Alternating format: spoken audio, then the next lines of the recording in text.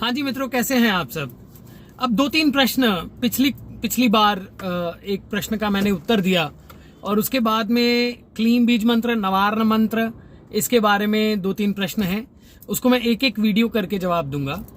तो पहला था कि क्लीन बीज मंत्र अकेला किया जा सकता है। वो मैंने पिछली बार बताया कि आपको अपना एलिमेंट पता होना चाहिए और उसका जो है आपको न्यूट्रलाइजर पता होना चाहिए।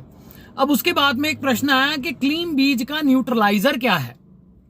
तो इसमें भी एलिमेंट्स हैं। पहली बात, एलिमेंट को समझना है तो क्या जानना होगा।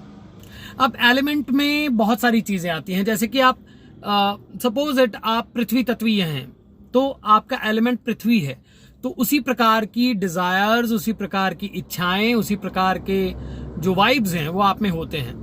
अब कैसे जाने कि आपका एलिमेंट क्या है।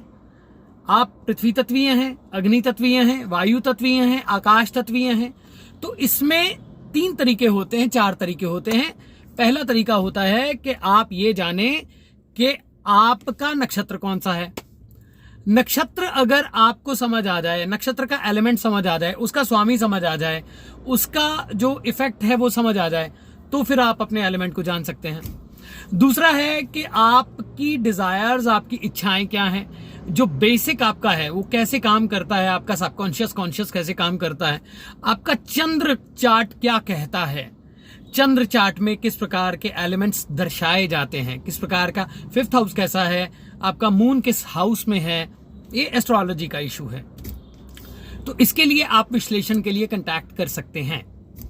और फिर उसके बाद में है, नेक्स्ट है कि किस प्रकार का जो है एलिमेंट है, तो किस प्रकार का न्यूट्रलाइजर होगा। न्यूट्रलाइजर को अगर हमें जानना है तो हमें क्या जानना होगा, हमारा नक्षत्र कौन सा है, हमारा तत्व कौन सा है।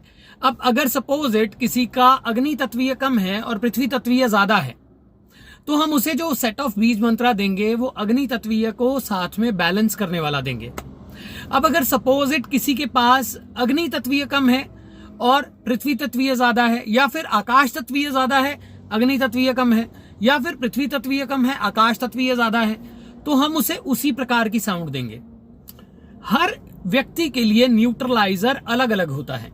जैसे हम हर्ब्स लेते हैं तो हर हर्ब का अपना अपना प्रभाव हर व्यक्ति पे होता है।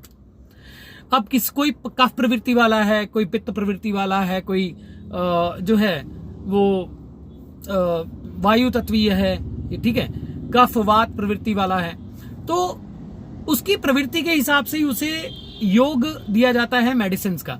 इसी प्रकार से उसकी प्रवृत्ति, आपकी प्रवृत्ति के हिसाब से ही आपको योग दिया जाता है मंत्रों का। तो उसके लिए आप मुझे कांटेक्ट कर सकते हैं और व्हाट्सएप है, आपको पता है, व्हाट्सएप कर सकते हैं आप, और आपको जो सेट ऑफ बीज मंत्रास हैं वो प्रोवाइड कर दिए जाएंगे।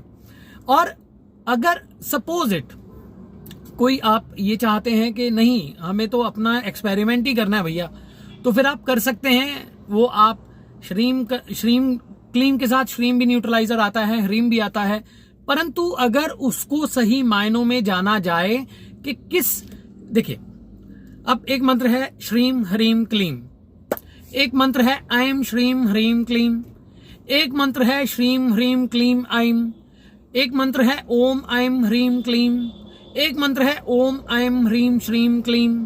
तो ये बेसिकली देखने को बड़ा सिंपल लगता है, पर ये हर व्यक्ति के लिए है ना अपना अपना प्रभाव छोड़ने वाला है।